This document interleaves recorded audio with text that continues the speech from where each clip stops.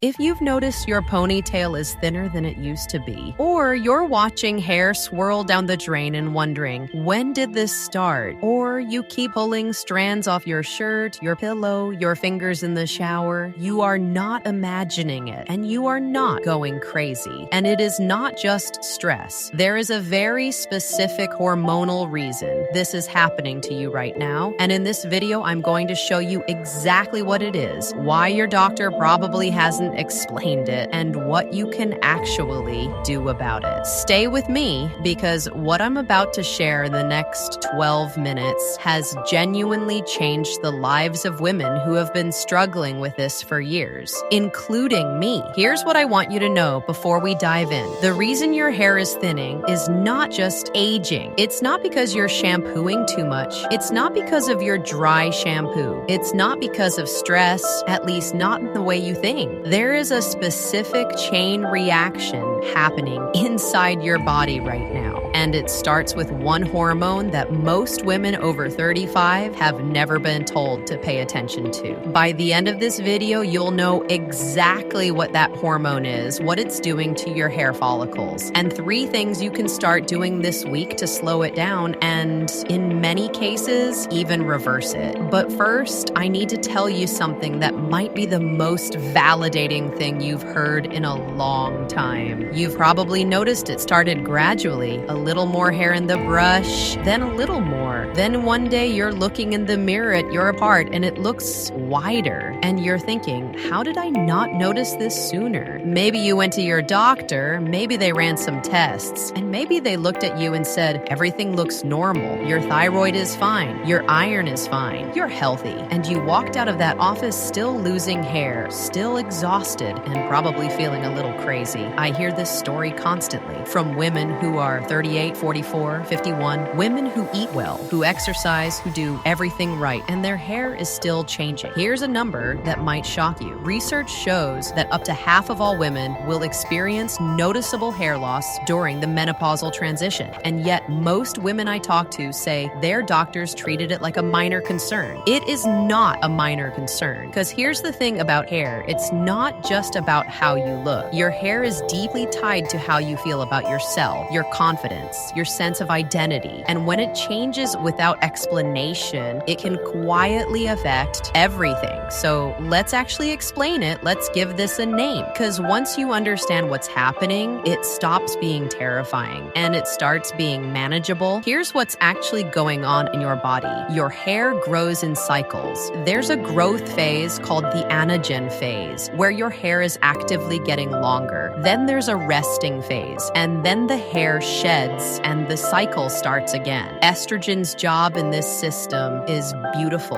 Estrogen literally keeps your hair in the growth phase longer. Think of it like a green light that keeps telling your follicles, keep growing, stay active, don't stop. When estrogen is abundant, like it was in your 20s and early 30s, your hair had long, lush growth cycles. That's why your hair felt thicker then. That wasn't in your head. It was real. But here's what changes after 35. For most women, this is when perimenopause begins. Not the hot flashes you might picture. Those usually come later. In the early stages, it's subtle. Your estrogen levels start to fluctuate up and down unpredictably, and those fluctuations are enough to disrupt the hair growth cycle. When estrogen drops, the green light goes off. Your follicles shift into the resting phase earlier. The growth cycles get shorter. Over time, each hair strand comes in a little thinner than the last, and your overall density starts to decrease. But, and this is what most people miss, estrogen isn't the only hormone involved. There's a second hormone wreaking havoc at the same time, and this one is produced by stress. It's called cortisol. When your body is under chronic stress, and I mean any kind of stress, work pressure, poor sleep, emotional weight, even over-exercising, your adrenal glands flood your body with cortisol. Now here's where it gets really interesting. High cortisol actively signals hair follicles to skip the growth phase and go straight into shedding. A trichologist I follow describes cortisol as the aging hormone. When it stays elevated for weeks or months, it essentially puts your hair follicles into emergency shutdown mode. And high cortisol further suppresses estrogen production. So now you have a double hit: less estrogen to signal hair growth, and elevated cortisol speeding up hair loss. This is why so many women over 35 are losing hair and can't figure out why. It's not one thing, it's a cascade, and it often starts years before you'd call yourself menopausal. I want to take a moment here and just say something to you directly. If you have been quietly panicking every time you brush your hair, if you've started styling differently to cover your part, if you're scared to tell people how worried you are because you think they'll say, "It's not that bad," your feelings make complete sense. And I also want you to know this: the fact that your doctor didn't immediately connect these dots is not because you're wrong. It's because hormonal hair loss in midlife women is genuinely underdiscussed and underdiagnosed in conventional medicine. Women are frequently told their labs are normal while experiencing symptoms that are very real, very hormonal, and very fixable. There is also something else I want to name. You might also be someone who is waking up at 3 a.m. and can't fall back asleep, who feels exhausted before the day even starts, who is more anxious or more overwhelmed than you used to be, who feels like your body is changing faster than you can keep up with. All of this is connected.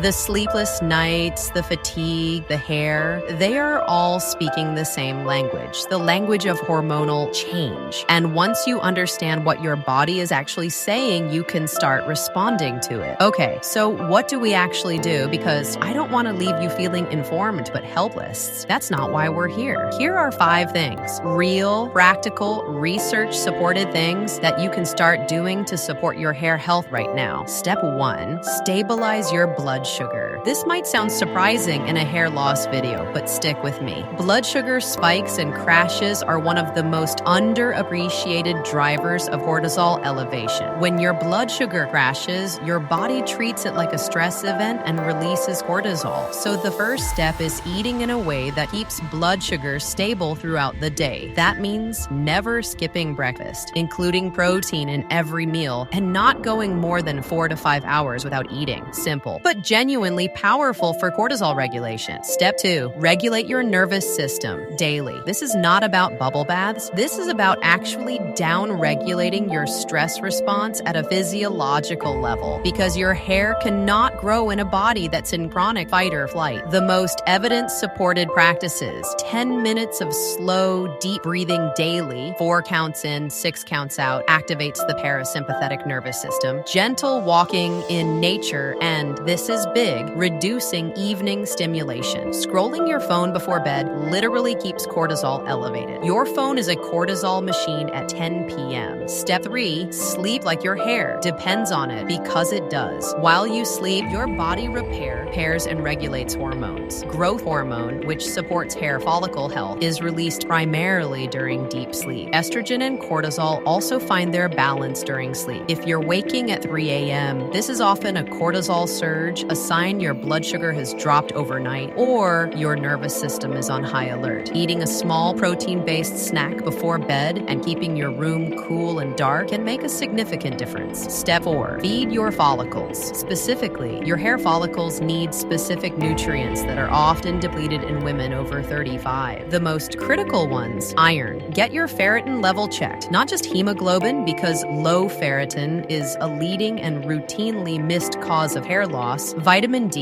deficiency is extremely common and directly impairs follicle function. Zinc and protein. Your hair is literally made of protein, and most women aren't eating enough. If you want to add a supplement, look for one that addresses hormonal hair loss specifically and has clinical studies behind it, rather than anything promising results in a week. There are no shortcuts here, but there is real support available. Step 5, talk to a doctor who understands hormonal hair loss. This might be the most important step. Not all doctors are equally versed in perimenopausal hormonal changes. Seek out someone who is a functional medicine doctor, a naturopath specializing in women's hormones, or an endocrinologist who will actually run a full hormonal panel, including estrogen, progesterone, progesterone, cortisol, DHEA, and ferritin. You deserve hair that actually matches what your body is going through. I want you to picture something with me. Imagine it's 6 months from now. You've been consistent with these shifts. You've been sleeping better, not perfectly, but better. You've been managing stress in a way that actually works for your nervous system. You've addressed the nutritional gaps, and one morning, you're doing your hair, and you notice something.